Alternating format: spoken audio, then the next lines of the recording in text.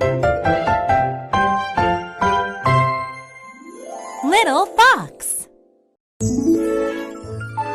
Anne of Green Gables, Chapter 7, Trouble at School.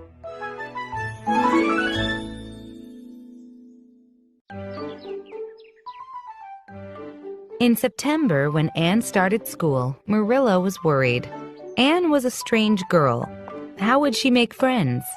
How would she stay quiet in the classroom?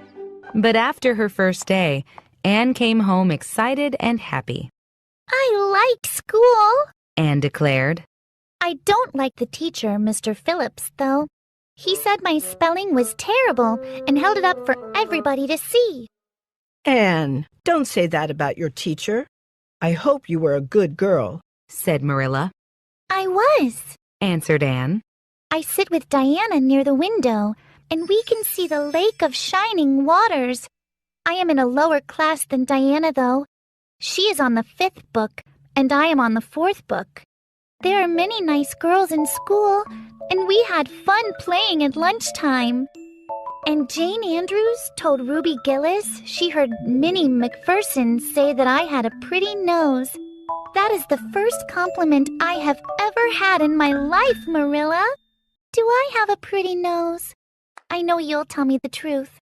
Your nose is all right, Marilla said. Secretly, she thought that Anne's nose was remarkably pretty, but Marilla had no intention of telling her so.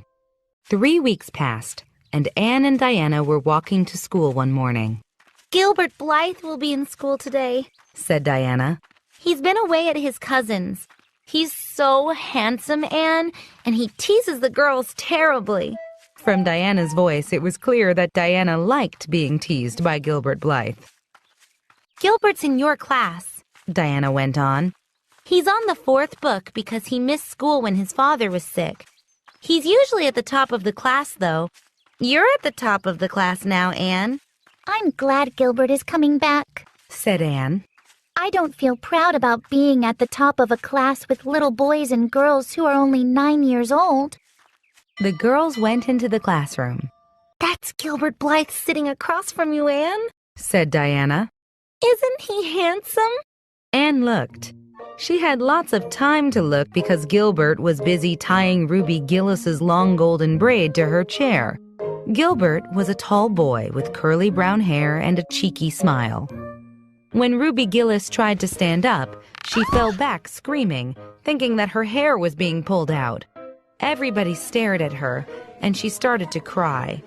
Gilbert read his book and looked very serious. But when everyone was quiet again, he looked at Anne and winked at her. I think your Gilbert Blythe is handsome, whispered Anne to Diana. But he's very bold.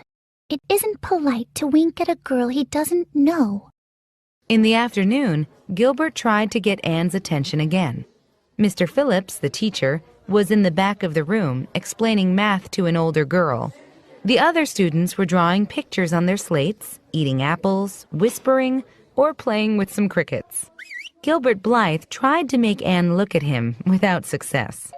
Anne stared out the window at the lake of shining waters, lost in her own world. Usually, girls did look at Gilbert. He thought, that red-headed Shirley girl should look at me. He reached across the aisle and grabbed the end of Anne's long red braid. He held it out and said in a loud whisper, Carrots, carrots!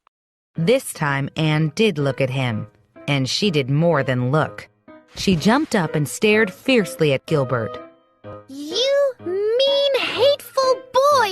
She shouted. How dare you! And then, whack!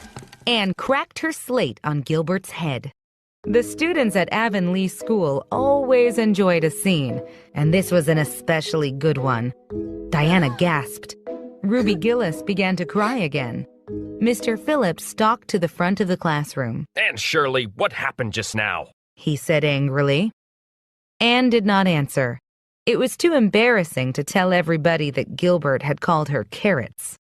Gilbert spoke. It was my fault. I teased her, he admitted. Mr. Phillips ignored Gilbert.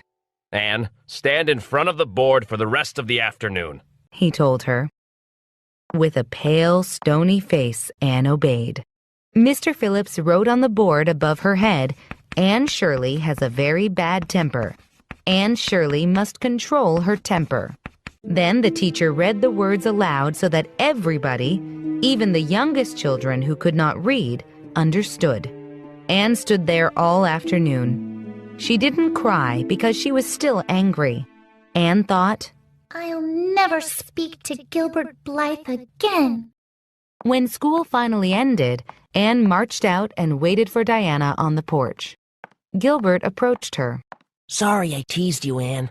He whispered. I'm really sorry. Anne ignored him.